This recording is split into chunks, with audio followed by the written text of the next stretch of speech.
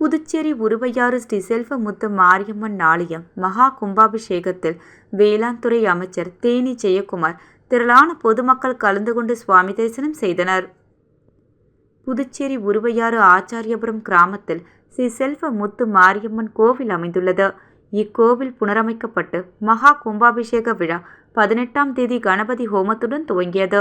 தொடர்ந்து சுதர்சன ஹோமம் நடைபெற்று அனைத்து பரிவர மூர்த்திகளுக்கும் எண்ணெய் சாற்றி பூரண அபிஷேகம் நடைபெற்றது.